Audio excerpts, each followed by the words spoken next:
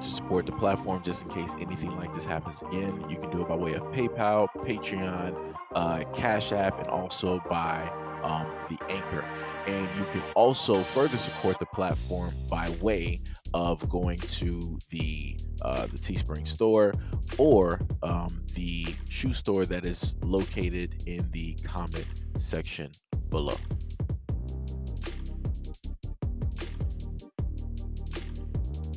A St. Louis hearing begins Monday in a case that will decide if a conviction should be overturned of a Missouri man who spent nearly 3 decades in prison for a murder that two other people later confessed to committing.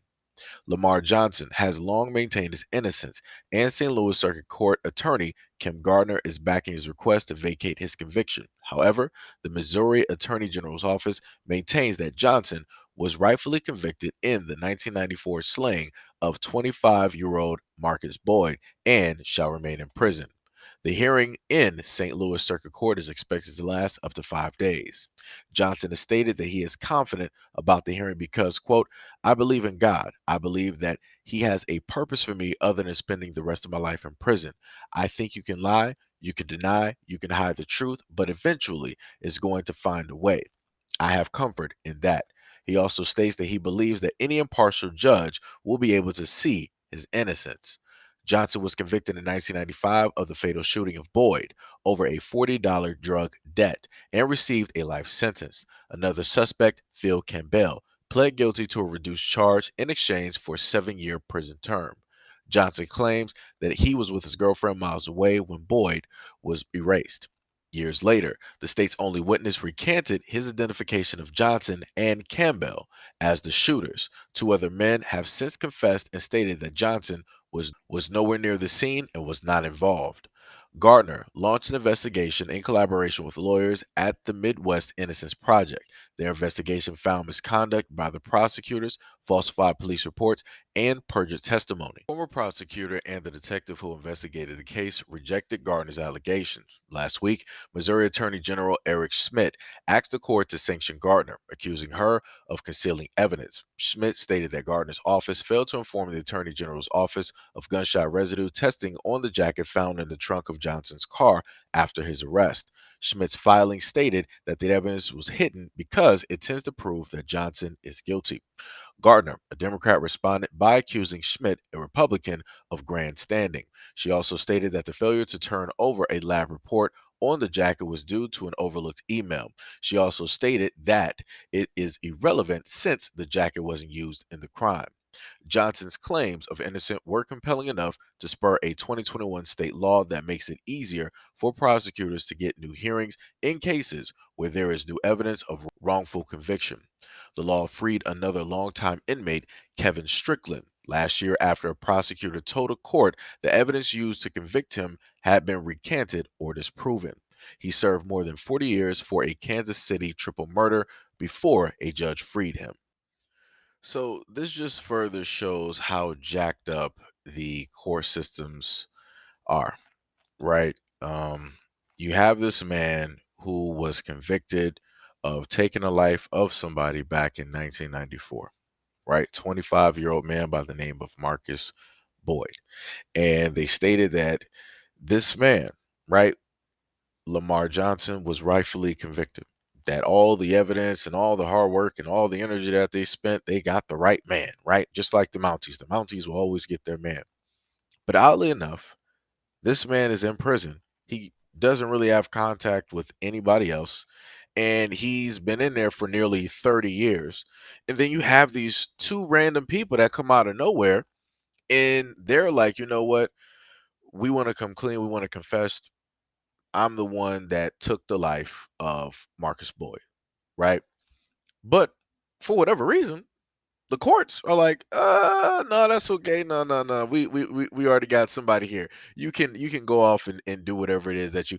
So you mean to tell me that about almost after 30 years, you have people that come through and say that we did it, and you're like, no, that's okay.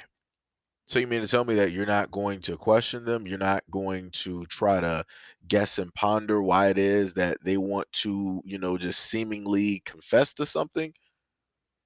and you don't want to potentially know if the man that you have is actually the man that's supposed to be there. And then on top of that, on top of them confessing, they also stated that this man, Lamar Johnson, was nowhere in the area or at the scene of the time of the murder, and yet they still keep him there.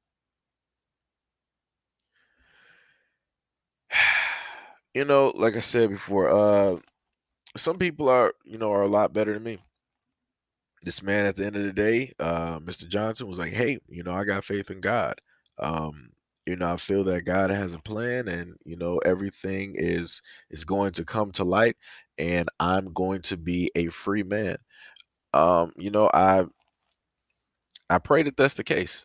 I pray that the people working will do their due diligence and will prove beyond the shadow of a doubt that Mr. Johnson is innocent and that the other people that confessed are indeed telling the truth.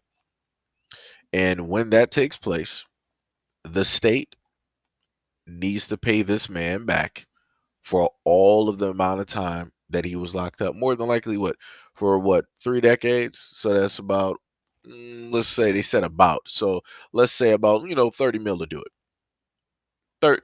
30 mil will set that man square. It'll be good. Like I said, that will allow him a new start. That will allow him to do, a lot of things that he would have been never able to do in life, right? That'll help him make up for a lot of lost time because we already know at this moment in time that if he wanted to apply to try to get a job out here, let's say like he's freed, right? And he wanted to apply to get a job, nobody's really going to hire him because he was convicted.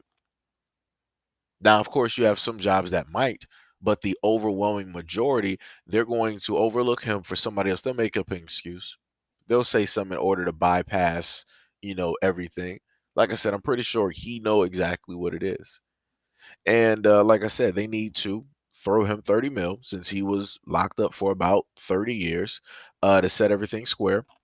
And everybody that worked on that case to prosecute this man, um, they need to be in prison as well. I feel like that should be the thing that should take place. That if you wrongfully convict somebody, you should serve the same amount of time that they serve. If you're going to put their life on the line and in jeopardy just because you want some money, then your life should be on the line as well. I promise you, if that was the case, you have a lot of lawyers making sure that they get the right guy. They'll make sure that they have all the evidence, right? But the saddest part is I'm actually incorrect. They wouldn't make sure to get the exact or the right evidence. They'll make sure to do their best to forge and to hide and to make up evidence. They'll try to make it as credible as possible in order to get that conviction. And they'll try to make it ironclad so that can't nothing come against it. So, like I said before, I'm just going to throw that plan directly out of the, out of the park because they're always up to something. Like I said, I'm sorry for Mr. Johnson, his family, and anybody else that was convicted. I feel even more sorry for the family that originally felt that they had the right person who took their family member's life. So now, something that was buried for about 30 years, now that's coming back. And now they have to, in a sense, relive and go through, that whole, ordeal. So, I feel very much sorry for that family. I just hope that that family would potentially want to give Mr. Johnson a chance since two other people have shown up out the blue and stated that they were the ones that did it. I'm hoping that, somebody in that family will push to have a new trial or to hear new evidence or something because it needs to happen. Because we have too many, like I told people before, we have too many black men that are literally locked up over crimes that they literally did not commit. You have evidence that states that they're innocent. You have witnesses that say that they're innocent. Even the victims, if they're even alive, they say that the person is innocent. But you know what the courts say? No, we got the right man. Everything else doesn't matter. We got the right man. We know that we got the right man. That should let people know that the court systems are crooked from the top down. That should just let you know how crooked everything is, also including the police, because the police are in on it. The coroner's office, they're in on it. The people that, do all of the work, the blood work and evidence, they're in on it too. Top down, everybody is in on it. Like I said, it's ridiculous. This is 1,000% ridiculous.